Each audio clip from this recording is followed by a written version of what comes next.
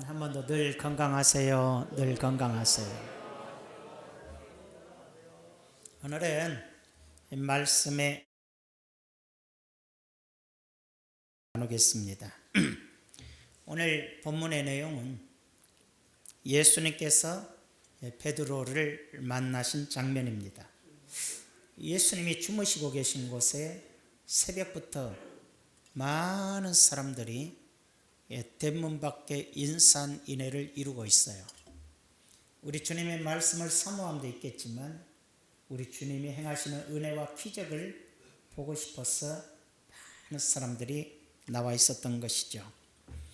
예수님이 일어나셔서 그들에게 말씀을 전하는 것이 아니라 일어나셔서 갈릴리 바다로, 갈릴리 호숫가로 걸어가셨고 사람들은 무리를 지어 따라왔어요.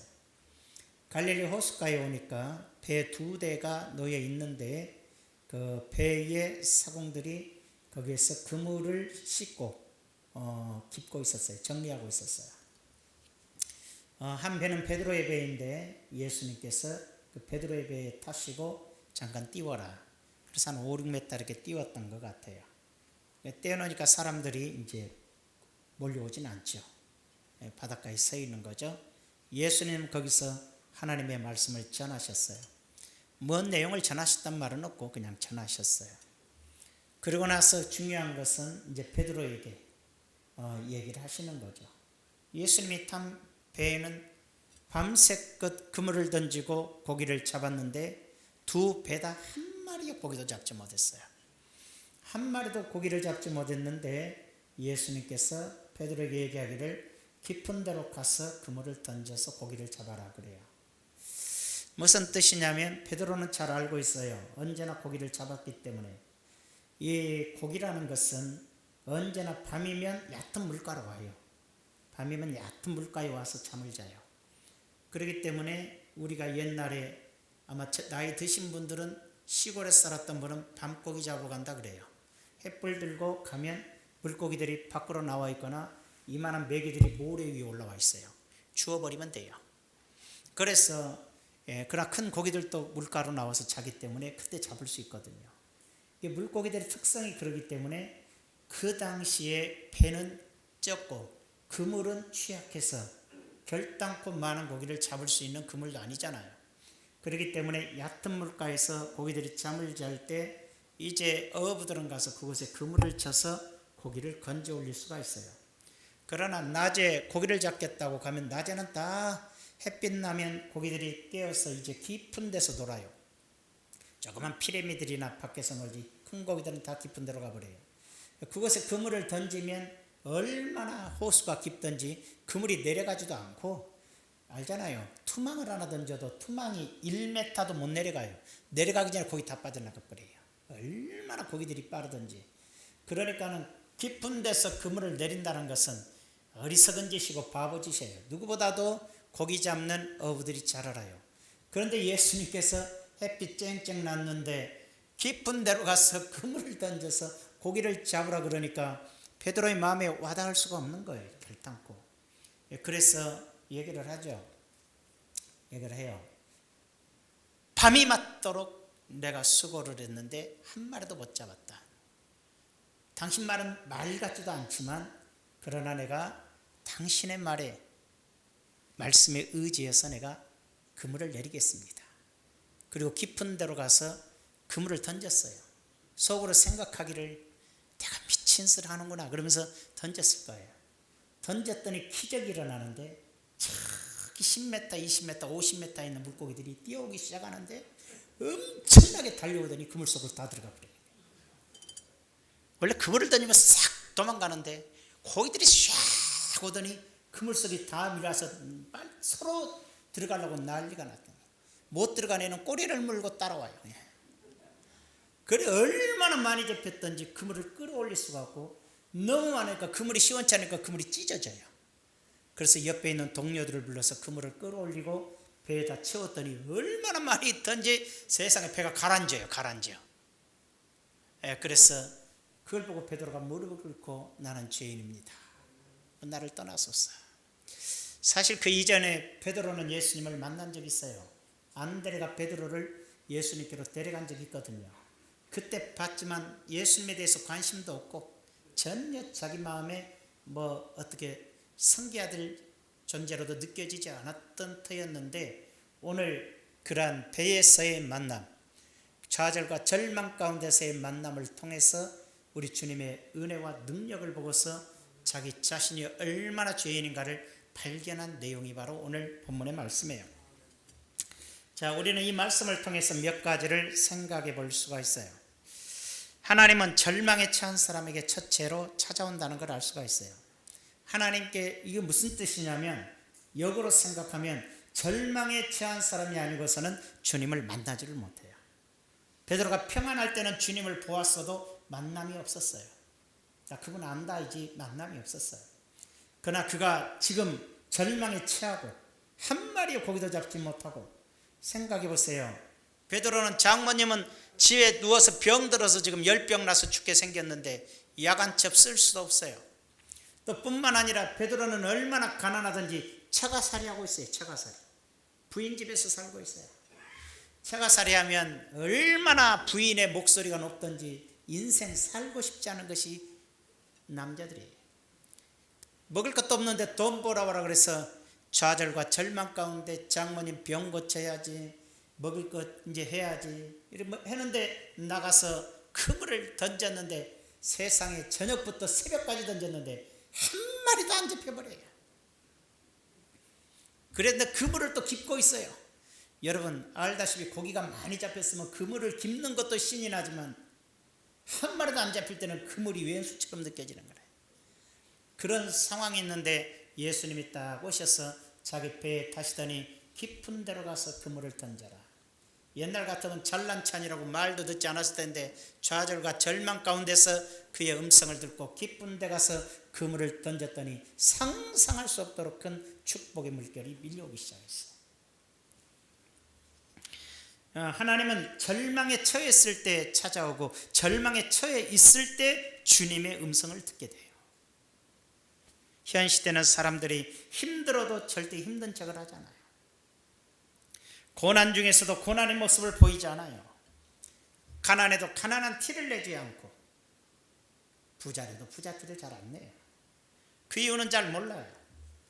처세술이 발달된 건지 뭔지는 모르겠지만 탁월한 연기력을 가지고 가난해도 가난한 모습이 없고, 아파도 아픈 모습이 없고, 고통 속에 있어도 고통의 모습을 서로 보여주지 않는 시대에 살고 있어요.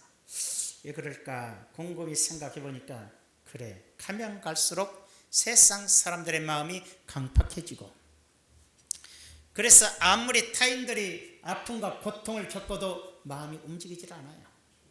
간혹은 있겠지만, 어느 날 내가 좌절과 절망 속에서 고통 속에서 저 사람은 정말 믿을 수 있는 사람이라 하여 그 사람에게 내 아픔과 고통을 얘기하는 순간 내 얘기는 온 동네방네 다 소문이 나서 퍼져지고 저렇다며 그렇게 돼버리고 말아요. 아이고 몰랐더니 그렇게 산디야. 아이고 몰랐더니 인생이 그 모양이구만. 안 됐네. 갑자기 사람들의 시선이 자기를 불쌍하게 쳐다보는 시선을 느끼게 되고, 그래서 사람들은 이제 고난이 와도 고난의 티를 내지 않고, 절망이 와도 절망의 티를 내지 않고, 그러다 보니까 이제 서로의 마음에 있는 소리를 하지 않고 그냥 아는 사람으로 끝나고, 그죠? 같이 놀 때 노는 친구, 그렇죠, 뭐 하는 친구, 이렇게 돼버리는 거예요. 술 먹을 때 필요한 친구, 놀러 갈 때 필요한 친구, 마음과 마음은 나눌 수 없는 사람들. 그런 시대가 돼버렸는지 몰라도 마음을 나눌 수 있는 친구라는 것은 개나 고양이. 그 사람들이 요즘은 개나 고양이를 길러요. 네가 내 마음을 알지, 너나 내 마음을 알지, 누가 알겠냐, 그러고 사는 거예요. 이게 바로 처참한 예수님 오시기 직전에 사랑이 식어버린 이 세상의 상태라는 거죠. 그런 시대에 우리가 살고 있지 않나, 이런 생각이에요. 이런 절망의 순간에 우리가 만나야 될 분은 바로 예수 그리스도세요. 내 마음을 이해하고 나를 사랑해주고 나를 지켜주실 분은 주님밖에 없기 때문이지요. 한 가정에 우리가 절망 속에 있다면, 고통 속에 있다면 그것이 바로 우리가 주님을 만날 기회고 내 인생을 새롭게 할 기회라는 걸 알아야 돼요. 한 가정에 두 아들이 있었어요. 아버지는 알코올 중독자예요. 그래 술만 먹고 돈도 못 벌고 엉망으로 살아가요. 알코올 중독자들은 돈 있으면 술만 먹어요. 도박꾼들은 돈 있으면 노름만 해요. 쾌락주의자들은 돈만 있으면 바람피러 다녀요. 이러니 뭐 인생이 제대로 될 수 없는 것이잖아요. 죽도록 싸워. 요즘은 안 싸우고 헤어지지만 옛날에는 죽도록 싸워요. 헤어질 수도 없어. 옛날에 이혼이 너무 어렵거든. 싸워. 어머니 아버지 싸울 때 제일로 피해보는 것이 자식들이에요. 두려움과 공포 속에 있어요. 자기들은 싸우지만 여러분 보세요. 러시아하고 우크라이나가 싸우니까 폴란드가 옆에 있는 폴란드가 두려워가지고 대한민국 무기를 지금 4조 원어치를 사갔어요. 옆에 있는 나라도 지금 3조 원어치 가져간대요. 아또 폴란드하고 러시아 아니고 우크라이나하고 러시아하고 전쟁 나면서 무기 파는 재미 우리가 살고 있어요. 우리나라가. 저는 그것이 뭐 자랑스럽다고는 생각하지 않아요. 무기를 판다. 사람을 죽이는 무기인데. 어쨌든 우리는 우리나라를 지키기 위해서 만들었던 무기가 다른 나라를 지켜줄 수 있게 됐다는 건 감사하지만은 하여튼 그만큼 부모가 싸우면 곁에 있는 자식들이 큰 두려움과 고통 속에 빠지기 마련이에요. 시간이 지났어요. 시간이 지났는데 한 아들은 성장해서 의사가 됐어요. 의사가 되고 또한 의과대학의 교수의 생활을 하고 병원을 차리고 그 다음에 뭐라고 할까 금주 운동을 해요. 술 안 먹기 운동을 하는 그런 운동을 하는 일종의 사업을 하는 운동을 하고 됐어요. 존경받는 인물이 됐어요. 둘째 아들은 동생은 알코올 중독자가 되어 형신병원에 입원해서 알코올 중독 치료를 받고 있어요. 아니 똑같은 환경인데 왜 그렇게 됐을까? 그래서 사람들이 물었어요. 형에게 당신은 어떻게 훌륭한 이렇게 일을 하는 사람이 됐습니까? 예, 우리 아버지 때문에. 알코올 중독자인 우리 아버지 때문에 나는 이렇게 알코올 중독을 방지하고 금주 운동을 벌이며 그런 사람을 치료하는 사람이 됐어요. 둘째 아들에게 당신은 왜 이렇게 됐습니까? 우리 아버지 때문에. 알코올 중독 걸린 우리 아버지 때문에 불평, 원망, 저주하다가 나도 이런 사람이 됐어요. 여러분 환경은 똑같고 원인은 다 아버지였는데 한 사람은 사회에 지대한 영향을 끼치는 사람이 되고 한 사람은 자기 인생을 파멸로 이끌고 자기 자신마저도 주위의 사람들마저도 고통을 주는 사람이 되고 말았다는 점이죠. 가장 절망 중에서 한 사람은 우리 주님을 믿고 자기의 처지를 비관하는 것이 아니라 처지를 넘어서서 절망 속에서 주님을 만나 내가 무엇을 위해 살 것인가를 깨달아서 변화된 인생이 된 것이고 한 사람은 자기 뜻대로 자기 생각대로 원망과 불평 속에 살다가 그대로 저주를 답습해서 그 비참한 인생을 살고 있었다는 사실이에요. 이것이 바로 많은 절망에 처한 사람들에게 예수님이 다가오고 예수님을 만나는 자들마다 인생이 새로워지는 것을 볼 수 있다는 내용이에요. 우리는 두 번째로는 하나님은 하나님 말씀을 의지하는 사람들을 축복해 준다는 사실을 깨달을 수가 있어요. 주님을 만나서 주님의 말씀을 듣고 그 말씀에 의지해서 살아가는 사람들은 언제나 하나님의 기적과 축복을 체험하게 되어 있어요. 누구나 다 부자 되고 싶고 누구나 다 잘 되고 싶어요. 누구나 다 승리하고 형통하고 싶은 마음은 다 같아요. 베드로도 고기를 잡아야 되고 가난을 벗어내야 되고 장모님의 병도 치료해야 되고 가족을 먹여 살려야 되고 자기 자신의 비참함도 벗어나고 싶었지만은 결단코 벗어날 수 없는 인생이었어요. 그러나 그의 인생의 배에 예수님이 찾아와서 그 배에 들어오시고 그에게 말씀하시자 그 말씀에 순종했을 때 그분의 말씀에 의지했을 때 그의 인생이 새롭게 변화되는 기적을 체험하게 됐다는 사실을 발견하게 되는 것이죠. 10년이 넘어도 20년이 넘어도 축복은커녕 변화가 일어나지 않는 우리의 인생을 보면서 많은 사람들이 절망해요. 내물의 인생을 참 살기가 힘들어서 누군가 내 옆에서 조금만 도와주면 좋을 텐데 라는 생각을 하지만 어떻게 사람들이 도와줍니까? 내가 절망에 처하고 내가 고통에 처하고 내가 힘들다 그럴 때 간혹 가다가 조금의 손톱 밑에 때만큼은 도와줄 수 있어도 누군가 여러분의 인생을 책임져 줄 사람은 아무도 없어요. 자기 인생은 자기가 책임져야지 누가 책임져줘요. 그런데 자기가 책임질 수도 없는 그런 절망에 빠졌을 때 그렇죠. 가족들이 좀 도와줄 수 있지만 진짜로 이 문제를 해결해 줄 수 있는 사람은 나의 인생에 주님이 오셔야 돼요. 그분이 내 곁에서 내 손을 잡고 내 인생을 이끌어 줄 때 내 인생은 새롭게 되고 이 절망에서 벗어날 수 있기 때문이에요. 한 목재소에 40대의 직원이 있었어요. 그러니까 이제 자식들이 한참 자라나고 있는데 갑자기 목재소에서 해고를 당했어요. 자기뿐만 아니라 많은 직원들이 해고를 당했어요. 왜냐하면 갑자기 나라에 불경기가 오고 어려움이 오게 되니까 목재소를 운영할 수가 없으니까 여러 사람들이 목재소를 그만두게 되니까 갑자기 먹고 살 길이 없어져 버린 거예요. 크게 좌절했어요. 하나님을 믿는 이 사람은 하나님께 성전에 나와 기도하기 시작했어요. 하나님, 왜 내가 실직자가 됐습니까? 하나님, 우리 가정과 생활을 어떻게 해야 됩니까? 하나님의 뜻이 무엇입니까? 내가 해고된 이유가 아버지의 뜻이 있을 거 아닙니까? 하나님 역사하시옵소서. 자, 근데 졸지 말고 고개를 뻗떡 들어요. 인생 불쌍하게 되지 말고 살만 하면 졸아요. 죽게 돼봐요 졸음이 오나. 죽게 생겨봐요 졸음이 오나. 그래도 내가 지금 살만 하니까 조는 거야. 아무도 안 졸았어요. 졸 것 같아서 한 소리예요. 한번 생각해 봅시다. 그래서 기도했어요. 날마다 아버지 하고 내 인생을 굽어 살피시옵소서 기도할 때 갑자기 하나님의 세미한 음성이 마음속에 들기 시작해요. 그래, 여관업을 하라. 여관업을 해라. 그런데 여관이라는 게 좀 지저분하고 더럽고 추잡하기가 쉬워요. 모처럼 어디 여행 갔다가 여관에 들어갔더니 그냥 온갖 바람핀 것들이 다 와갖고 더러워지. 그래, 이러니까는 여관들이 그런 여관을 왜 합니까? 라고 마음을 생각할 때 그러니까 그러지 아니야.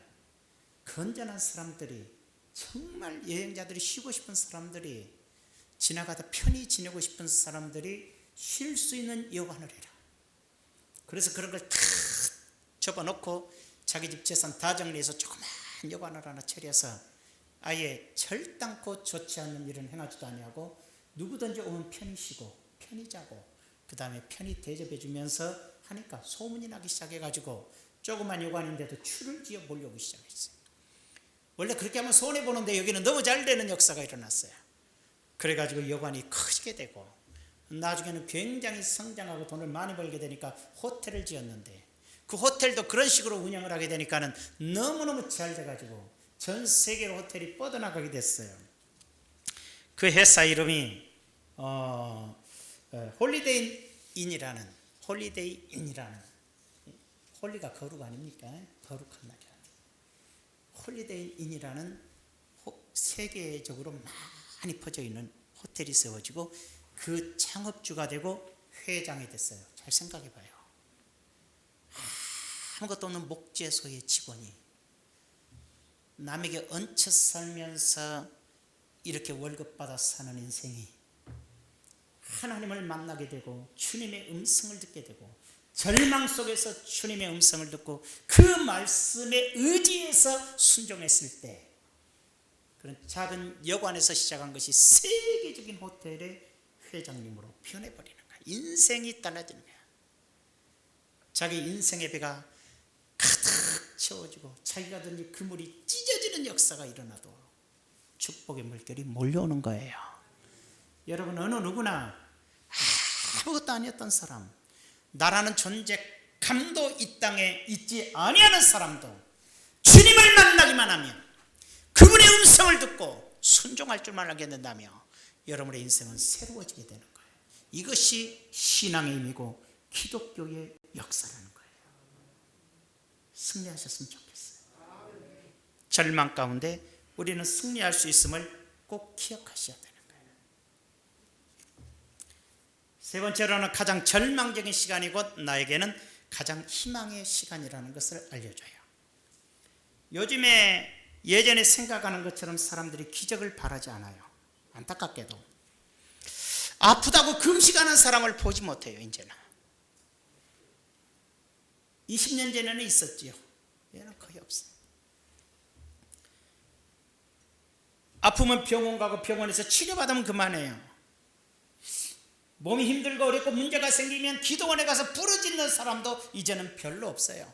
기도원들이 다 문을 닫을 지경이에요. 우리나라에 그 많던 기도원이 거의 없어지고 몇몇 기도원만 유지되고 있어요. 기도하는 사람이 없어져 버렸어요.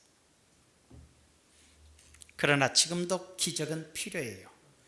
병원에서 해결될 수 없는 병도 많고 병원에 가도 100% 죽는 병도 많아요. 내가 살아가는 과정 속에 수없이 많은 문제들은 태산처럼 우리 인생에 몰려오고 있음에도 불구하고 사람들은 이제 기도하는 법을 잊어버렸어요. 하나님을 의지하는 법을 잊어버렸어요. 왜 그렇게 됐을까 생각해 보면 국가적인 책임도 있잖아요. 기독교가 번성하고 기독교인들의 힘이 세지는 것 같은 느낌을 정치인들이 두려워하죠. 그래가지고는 예전에 제가 개척했을 때만 해도 피아노 사면 피아노 면세였어요. 차를 사도 취득세 면제였어요. 모든 교회에 대해서는 다 면제를, 세금을 면제했어요. 물건 하나를 사도. 지금 그러나요? 아니요. 그런 거 전혀 없어요. 그런 거 전혀 없는 거 괜찮아요. 그런데 급기야 목사도 세금 내라. 안 돼서 그러지 교회도 세금 내라. 교회도 세금 내라는 건 뭘 의미하죠? 교회에다 세금을 걷겠다는 건 한마디로 사업으로 보는 거예요. 영적인 것을 전혀 생각지 않고 선교적 차원도 생각하지 않고 교회가 어떤 영향을 미치고 있는가도 생각하지 않아요. 교도소 100개 짓는 것보다 교회 세우는 게 나아요. 범죄자를 막는 역할이 교회지. 그렇잖아요. 그런 걸 국가가 두려워하기 시작하는 것이죠. 자, 교회 그러면서 맨날 싸웠어요. 목회자들의 세금 문제 막 시끄러워졌죠. 텔레비전에서 떠들기 시작하죠. 국민들의 마음속에, 예수 안 믿는 사람들 마음속에 교회가 저래 목사들이 다 세금 떼먹는 도둑놈으로 만들어버렸어요. 전 세계가 다 세금 내는데 대한민국만 안 낸다. 세금 내는 나라 5개밖에 안 돼요. 온전히 국민들을 다 속여요. 그러면 그런 줄 알아요, 국민들은. 유럽은 기독교 국가예요. 세금 내요. 기독교 국가인 유럽은 신부님이나 목사님들아 국가가 다 월급을 줘요. 월급 주고 그냥 세금 자동적으로 떼가요. 월급쟁이들은 세금 떼지 떼가요. 그게 세금 내는 겁니까 지금? 그럼 우리도 그렇게 해줘. 나라에서 우리도 월급 주고 세금 떼어가. 할 것 같아요. 교회가 없어지길 바라고 있는데. 그러면서 공격하면서 목회자들에 대한 인식을 다 나쁜 놈들로, 교회는 절대로 다녀서는 안 될 것으로, 신천지가 그렇게 코로나 때 문제를 일으키고 구원파 유병언이가 그렇게 문제를 일으켜도 우야무야 다 끝났잖아요. 왜? 구원파에다 다 정치인들이 돈 받아 처먹고 신천지에서 다 국회의원들 돈 받아 처먹고 그리고 터지고 나면 싸그리 없어지는 거예요. 오직하면 구원파에서 뭐 김 누구야 우리가 남이가 정치인 이름 들먹여 꼼짝도 못하는 거예요. 진짜 교회는 국가의 국민 국회의원들이나 이런 권력자들에게 돈 주지 않아요.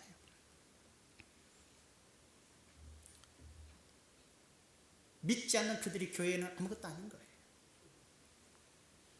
자, 아무리 그렇다 해도 그런 속에서도 교회는 기도하면 승리하는 거예요. 기도하는 교회만이 승리하는 거예요. 그래서 장로님들도 기도해야 장로 생활할 수 있어요. 성도들이 기도할 때 여러분의 인생이 주 앞에 설 수 있어요. 그래서 기도하자 그러는데 기도를 안 해요. 주님을 만나자 그러는데 만나지 않아요. 그분의 음성을 듣지 않은데 들을 생각이 없어요.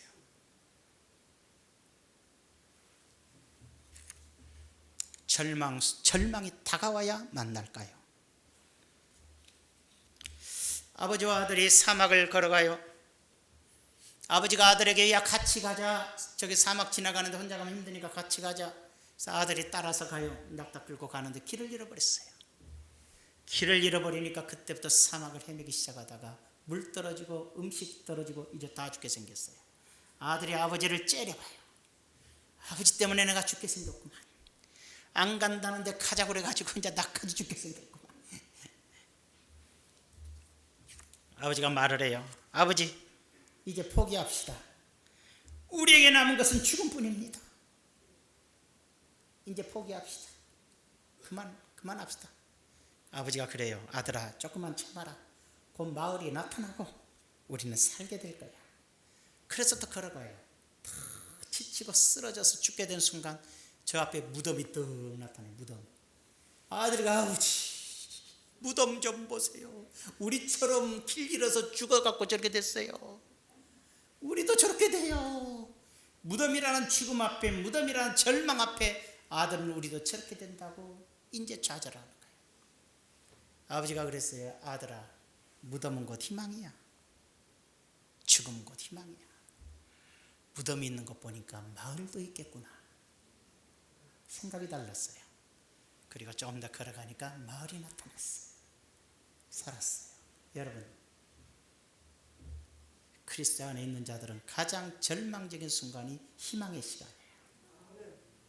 하나님을 믿는 자들에게는 무덤이라는 것이 나도 저렇게 되는 죽음의 문제가 아니라 저 무덤이라는 것은 한 지역 사회의 형태인 거라. 그러니 저곳은 마을이 있는 거죠. 생명이 있는 곳에 징조라는 거예요. 태양이 뜨기 전에 가장 어두워요. 미명이라 그래요. 가장 어두운 시간이 지나 태양이 떠오르는 거예요. 성도 여러분들, 여러분의 인생이 어둡습니까? 지금 여러분이 말로 다 할 수 없는 고통 속에 지금 잠겨 있습니까? 바로 이 순간 조금 더 주님을 바라보고 그분을 붙잡고 있으면 태양이 떠오르요. 절망이 아니라 희망이 솟아나게 돼 있어요. 생각지 않는 날에 여러분에게 기적과 축복이 오는 거거든. 붙잡으세요. 주님을. 그분의 음성을 따라 순종하십시오. 아무리 힘들고 어려워도 포기하지 않는 거 아니에요.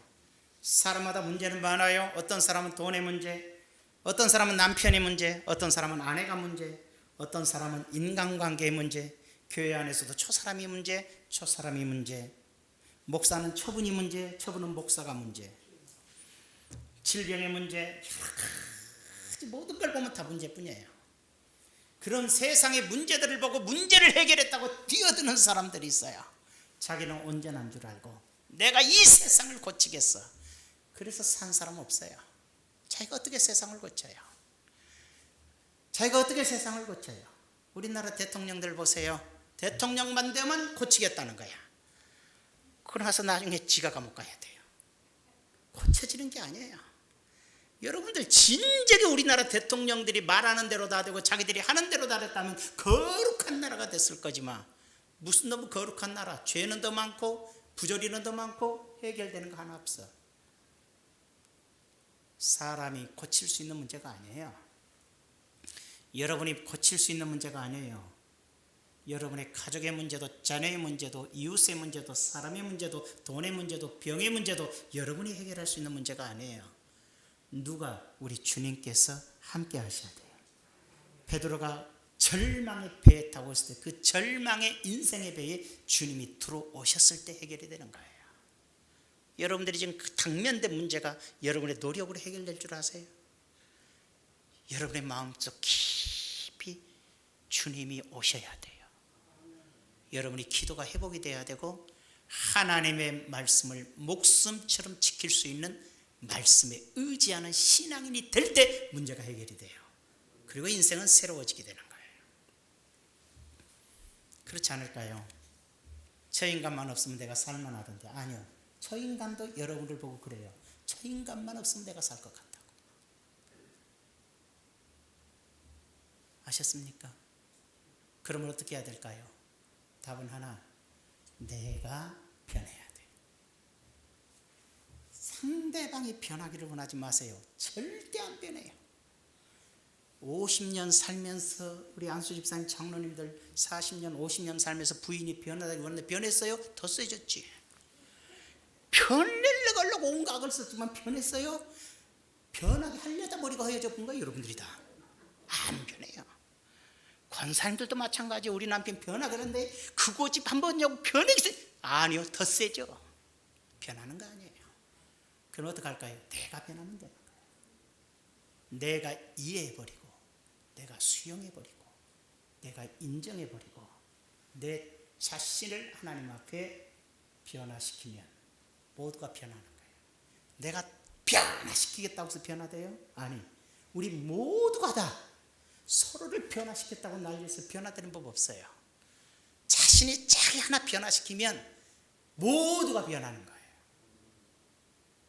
교회도 마찬가지라. 교회도 부흥하려면 니니 내니에서는 안 되는 거야. 내가 변화되면 우리가 다 되는 거예요. 뭐가 떴고 꿈에서 깨어나요. 어림도 없는 소리예요. 그러다 자기 죽어요. 내가 변화되자. 내가 주님의 말씀에 의지해서 사는 사람, 주님의 말씀에 순종해서 사는 사람이 되어지면 우리 모두가 그렇게 되면 가장 거룩한 교회가 되어버리는 거예요. 주님을 만나고 주님의 말씀에 의지해서 살아갈 때 자기 인생의 배에 주님을 모시고 그분의 음성에 따라 그물을 던지고 살아가세요. 여러분의 인생은 새롭게 되고 모든 문제는 사라져버리고 자기 자신을 발견하게 되고 하나님의 영광 위에 쓰임받는 사람으로 변화되는 역사가 일어나는 거예요. 승리하기를 축원합니다. 존귀하시